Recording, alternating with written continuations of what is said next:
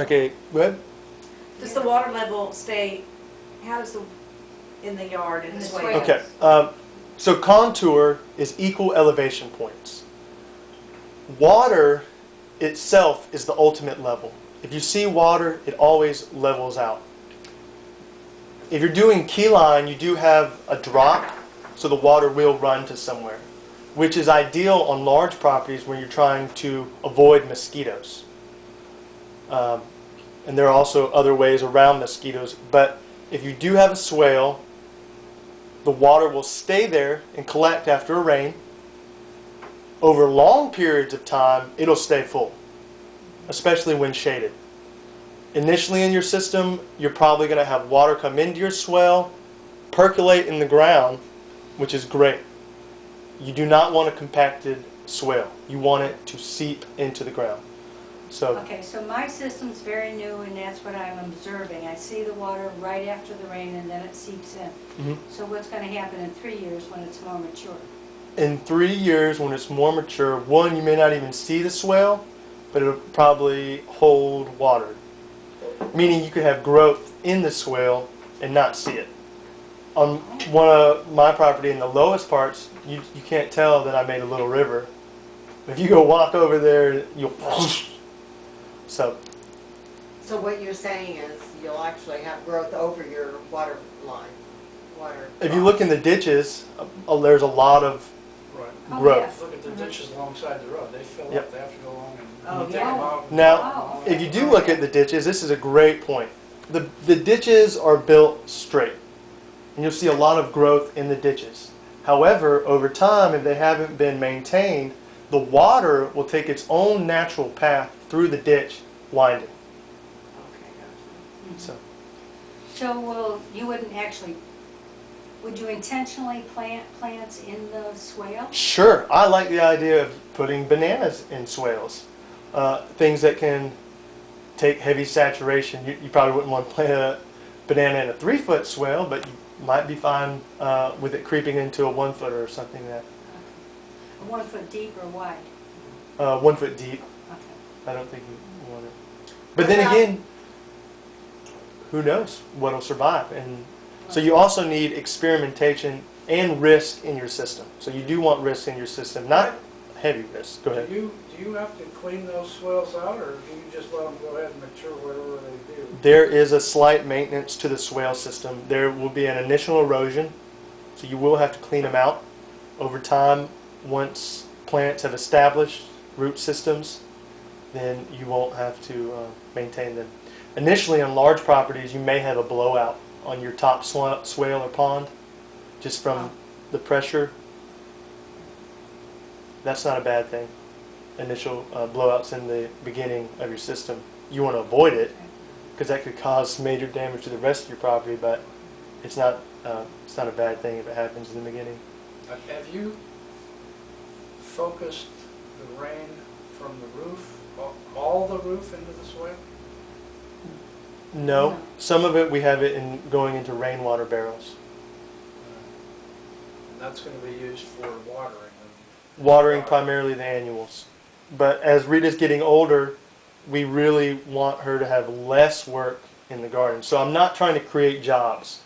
I'm not trying to create jobs. Maybe careers, not jobs. I'm not trying to increase the workload. I'm trying to decrease the workload. That's the goal. What about the chemicals and things coming off of the roof, the tar roofs, Okay, and that kind of things, and shingles? How does that affect the plants you're growing? I imagine that the chemicals coming off the roof, which I couldn't name, but other people could, are not the best, or is not the best. The one fish guy, he said, You kill the fish. kill the fish. I think is asbestos in it. I drank. There's a video of me drinking some water out of the groin on my parents' house, straight from the tile. My mom called me an idiot. She's like, "Bird shit on the roof," Yeah. and she's probably right. But But Well, is there another way, another source? Like you probably could get a rain barrel or something built? I think the issue is the type of roofing. For example, Right. all right, one thing I didn't cover. Yeah, that would be my How old is your roof? 7 years old, so, or 8 years old. So going forward, two things on my to-do list would be when the roof needs to be replaced, have a metal roof, and second of all, to do solar. So I would Sure. have to do both of them at pretty much the same time, but I can't do solar before I do the new roof. However, I will say those rain barrels have been there for 5 or 6 years, and I've been watering all of my plants, all my house plants, all of my plant plants out of that rainwater. So, and they've all survived. So whatever's on my roof isn't hurting my bougainvillea or Right, or right. my my Boston ferns or As your roof gets older, there's gonna be less coming off. Right. Most of it coming Yeah. off the first year. yeah. And the water barrels have screens on them, and they do collect the little particles from the from the Gravel, roof, the from gravel the roofs. from the roof. Yeah. The other question I have is, I've got a large piece of property, and typically here in Florida, you can't dig too deep to hit water. I mean, on You my can't property, I Dig too deep to hit water? I mean, I just go down a couple of feet and I got water. Great. So but then on a higher part of my property, I have to dig a little deeper, but I mean, I can dig 2 or 3 feet and I've got water. hmm So, So you're saying you're in a low-lying area? I don't, Yeah, she's right, Am I? right by you, George.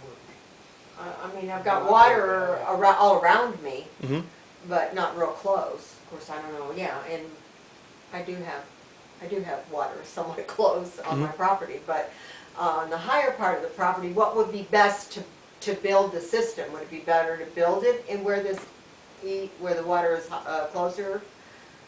Or could you drown your plants, I think is my question. If you have too much water in your system. So let me rephrase your question. You're asking me, is there a possibility to harvest too much water on site and therefore drown your plants? Right. Okay, so one of the main components of a swale system is a spillway. And there's several different designs into a spillway, but basically what a spillway is it sheds the overflow. So you want to hold water on your site as long as possible. If it starts getting too much, you got to get it off. Okay. So we would design spillways. There's spillways designed in this system. She has a spillway designed Okay. to a French drain. She has a spillway designed over on this side of the fence, and there will also be a spillway designed to the ditch. Okay, that answers my question. So I'm just That's thinking. part of the water design. You want Yeah. your beds raised above the mean water level. In fact, Right. above the maximum water level, probably, right? Yep. And your spillways keep it so it doesn't go over that maximum level, and then all your plants are above it. On the east side, there's what looks like a path, but it's really the spillway. Okay. But I don't have as much water on that side. Okay. And then on the west side where all the water is, there's a pre-existing French drain, so it goes, and I heard it running today. Okay. And then on the going towards the front, where you get to the curves, when you join us, that's all gonna hook up to the main ditch. Okay, well, see, my question is, I've got 2 acres that's dry, pretty dry, and my house sits next to it, so the 2 acres are dry, and which is really where I would like to put gardening. Okay, but the water's all down here. Okay, And so when we're it gonna, rains really hard, it just and then it drains on down. okay, so our strategy is to hold the water in the landscape as long as possible, high in the landscape. So we Okay, want to gotcha. hold the water high in the landscape. Okay, We that's want my to question. definitely slow the rate of runoff. So we would start high and then we'd work our way down. Okay, gotcha, that makes And sense. you'd make curved swales, right? Yes, Okay, most that likely. makes more sense then, yeah. Now there's exceptions to everything Right. sometimes. There's always exceptions sometimes. Yeah. Perfect. So I'm curious about this mosquito thing, that you talked about, how to keep mosquitoes off your property. Okay. Because I could sure use that. If you have 2 acres, you definitely have the ability. I have 7 acres. 7 acres, well, then you definitely have ponds, the Yes. ability. Now, if you build a pond with equal elevation, you have equal temperatures. So, since we want diversity in our landscape, we also want diversity of depth. By creating diversity of depth in our ponds and swale systems, we've diversified the temperature. By diversifying the temperature and the depths in the water, we've also created a circulation. Mosquitoes thrive in stagnant ponds. If you do have a diverse and abundant system, you're going to have a lot of things that are going to eat mosquitoes. Insects, other insects,